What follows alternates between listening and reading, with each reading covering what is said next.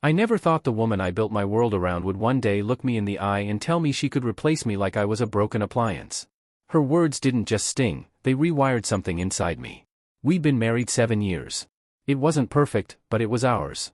I handled the bills, the house, and the small business we'd started together, an online furniture store that had become our pride.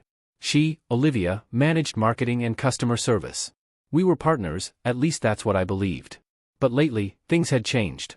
Her laughter felt forced, her hugs shorter, her phone always flipped face down. When I asked if something was wrong, she'd roll her eyes. "Not everything's about you, Evan," she'd snap. That night, the night that split everything, we were having dinner when she threw her napkin on the table and said, "You think I need you? Please. I could replace you in a week if I wanted to." I sat there, frozen. The air between us turned to glass. I didn't yell. Didn't beg. Just nodded and said, "Then maybe you should try." She blinked, half smirking, maybe thinking I'd chase her later. But I didn't. I slept in the guest room that night, and by morning, she was gone. For the next few days, I worked silently. I logged into our shared business account, saw she'd already changed her password. Fine. I had my own files, my own systems. If she wanted to test life without me, she could. By midweek, friends began texting me awkwardly. "Hey, saw Olivia at the Cove with someone new, you okay, man?" I wasn't surprised. Just hollow. The Cove was our spot, the seaside cafe where we'd celebrated our anniversary 2 months ago. I didn't respond. Instead, I buried myself in work, letting the silence grow louder than my anger. Then came the first call. Thursday night, 10:43 p.m.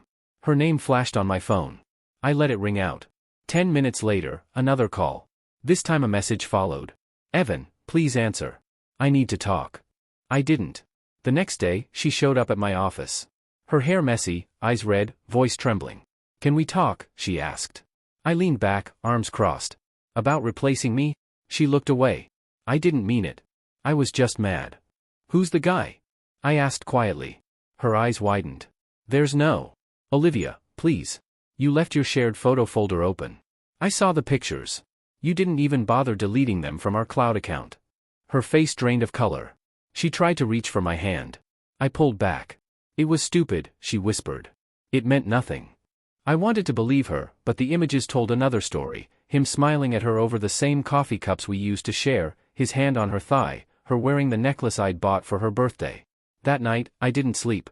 I sat on the balcony, watching the city lights blur into the dawn, wondering how someone could destroy something so slowly and still pretend it was an accident. By Saturday, I'd made up my mind. I logged her out of all joint accounts, removed her access to the business, and transferred her share, fair and clean. I even wrote a short note. "You said you could replace me easily. I hope you find someone who builds you what I did. Take care." I left it on the kitchen counter and walked out. The next morning, my phone buzzed again, 27 missed calls. Then a final message. "Evan, please. I made a mistake. He's gone. I need you." But by then, something inside me had changed. By Sunday afternoon, she was standing at my door. Same woman, different energy. The arrogance that once dripped from every word was gone, what remained was panic wearing mascara. "Evan, please," she whispered when I opened the door. "Can we talk? Just for a minute."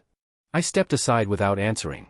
She walked in slowly, eyes darting around the apartment as if measuring the distance between what she'd had and what she'd lost. The silence stretched until she said, "I thought he cared. I thought he wanted something real. But the moment I told him I left you, he laughed. Said I'd made it too easy for him." I said nothing. She continued, voice cracking. "He was gone before the week ended. Blocked my number. I was stupid, Evan." Her words landed softly, but they didn't move me. Regret always comes too late, that's its only consistency. I leaned against the table. "Do you remember what you told me? You said you could replace me easily." She looked down. "I didn't mean it." "You did," I said quietly. "You meant every syllable in that moment. You just didn't expect me to believe you." Tears welled in her eyes. "Please, Evan. I can fix this. I'll prove it." I almost pitied her then, not because she was crying, but because she finally saw herself from my side of the mirror. The woman who once measured love and attention was now begging for scraps of dignity. "I don't hate you," I said. "But I can't go back. You burned the bridge while I was still standing on it." She stepped closer, reaching for my arm. "You still love me, don't you?" "Love doesn't disappear," I said. "It just stops being enough." For a long minute, neither of us spoke. The only sound was the hum of the fridge, a dull reminder of ordinary life still moving somewhere in the background. Finally, she whispered, "Please, just dinner. One dinner. Let me apologize properly." I thought about it, not because I wanted her back, but because closure deserves a face, not a text message. "One dinner," I said. "That's all." We met the next evening at the Cove, the same cafe where she'd been seen with him. The waitress recognized us, her polite smile faltering just enough for Olivia to notice. It stung her, I could see it in the way she held her fork too tight. She tried to talk about memories, our first road trip, the shop we built, the way I used to hum in the car. I listened, but each memory felt like an echo from a life that belonged to strangers. When the check came, she reached for it. "Let me," she said. I shook my head. "You already paid in full, Olivia. Just not with money." Her eyes glistened again. "So that's it?" I nodded. "That's it." She looked away, then whispered, "He texted me yesterday. He wanted to meet again." I raised an eyebrow. "And?" I told him no. I told him I already destroyed the only good thing I ever had. There was sincerity in her tone, but sincerity doesn't rebuild trust, it only decorates regret. We walked out together, but when we reached the street, I turned left, and she didn't follow. For the first time, I didn't look back. That night, I sat by the window again, city lights flickering across the glass. I thought about how fast love can turn into a lesson.